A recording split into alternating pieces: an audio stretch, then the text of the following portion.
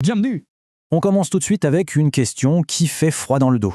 Comment est-ce que les agents des services de sécurité les plus secrets de France ont pu être démasqués? On parle ici de la DGSE, du GIGN. On pourrait croire à un scénario de film d'espionnage, et pourtant, c'est une histoire bien réelle. La première idée qui vient en tête, c'est forcément un truc de pro, non? Un espion étranger, une cyberattaque hyper sophistiquée sur des serveurs du gouvernement. Mais en fait, la vérité est beaucoup plus simple et franchement bien plus inquiétante. Parce que la faille, elle ne vient pas du tout de leur matériel de pointe. Non. Elle vient de cet objet qu'on a tous, absolument tous, dans notre poche, notre téléphone personnel. C'est fou, mais une simple appli météo, un petit jeu ou même une annonce sur Vinted a suffi à tout révéler. C'est ça le cœur du problème. Comment est-ce qu'une application qui a l'air complètement banale peut se transformer en mouchard et pister des agents de la DGSE, notre CIA à nous, ou de la DGSI? C'est justement la question que s'est posée une enquête journalistique qui a fait l'effet d'une bombe. Pour piger le truc, il faut savoir que des journalistes ont réussi à obtenir un échantillon de données commerciales. Et attention, là-dedans il y avait quoi? Les identifiants publicitaires et la géolocalisation de 16 millions de personnes en France. 16 millions. C'est une base de données monstrueuse qui se vend et s'achète sous le manteau. Ok, mais avoir 16 millions de points sur une carte, c'est une chose. Comment on fait pour passer de ça à l'identification précise d'un agent secret? Eh bien la méthode est presque déconcertante de simplicité. Alors voilà comment ils ont procédé. D'abord, ils récupèrent ces fameuses données. Ensuite, ils filtrent pour ne garder que les téléphones qui émettent un signal depuis l'intérieur des QG des services de renseignement. L'étape d'après, c'est de suivre ces téléphones virtuellement jusqu'à leur domicile pour voir où ils dorment la nuit. Et une fois qu'on a l'adresse, il suffit de croiser l'info avec un annuaire public pour mettre un nom sur cet agent. Et là, les résultats sont juste hallucinants. Des centaines de téléphones repérés dans les bâtiments même de la DGSE, de la DGSI. Ils en ont trouvé sur des terrains d'entraînement secrets du GIGN. Même l'Élysée a été touché. Ils ont pu suivre un membre de la garde présidentielle de sa caserne au palais. C'est dingue. Mais le plus fou, et ce qui donne vraiment le vertige, c'est la précision du truc. On parle d'une localisation à 3 ou 4 mètres près. C'est tellement précis qu'on peut savoir si la personne est dans son salon en journée ou dans sa chambre la nuit. C'est une intrusion complète dans notre vie privée. Bon, maintenant qu'on a vu l'ampleur des dégâts, la question c'est comment c'est possible? D'où viennent toutes ces données? C'est quoi ce système invisible qui permet une telle surveillance? Alors, la clé de voûte de tout ce système, c'est ce qu'on appelle l'identifiant publicitaire.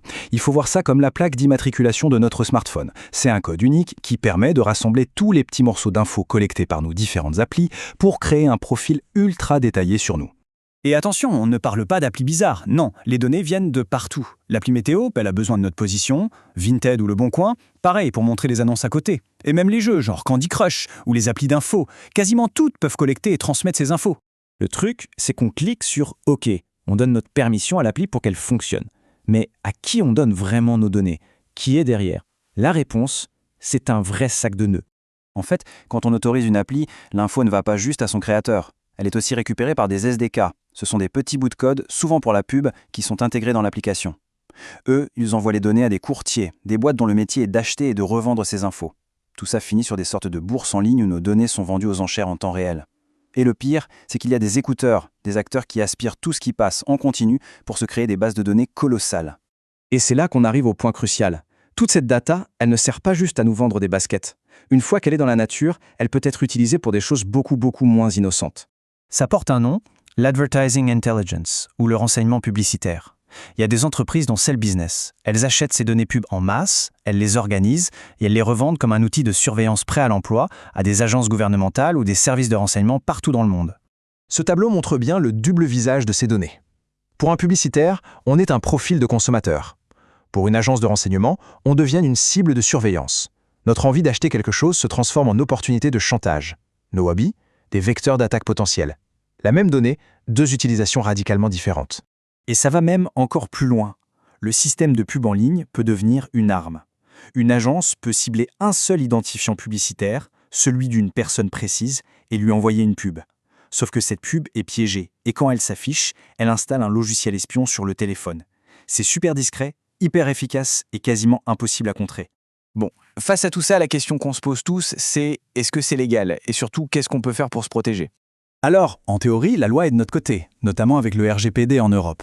Le consentement doit être spécifique et clair. Le problème, c'est que dans la vraie vie, on nous présente des pop-up avec une liste de 250 partenaires. Personne ne lit ça. On clique sur OK pour accéder au service. Et l'industrie joue là-dessus. Et ça, la citation du journaliste le résume parfaitement. Quand ils ont montré aux gens les données qu'ils avaient sur eux, la réaction a été la même pour tout le monde. L'horreur. Personne, absolument personne, n'avait la moindre idée d'avoir consenti à ça. Ça montre bien le gouffre qu'il y a entre ce que dit la loi et ce qui se passe vraiment. Alors, que peut-on faire concrètement? Malheureusement, pas grand-chose à l'échelle individuelle. Pour le personnel sensible, on leur dit de réinitialiser leurs identifiants pub, de faire gaffe aux permissions. Mais c'est un boulot à plein temps, ce n'est pas réaliste. Pour nous tous, la seule chose à faire, c'est d'être super vigilant sur les autorisations de localisation qu'on donne. Mais ça ne règle pas le problème à la racine. Et tout ça nous laisse avec une dernière question. Ces applications gratuites, finalement, valent-elles vraiment leur prix? Quand on ne paie pas pour un produit, c'est souvent que le produit, c'est nous.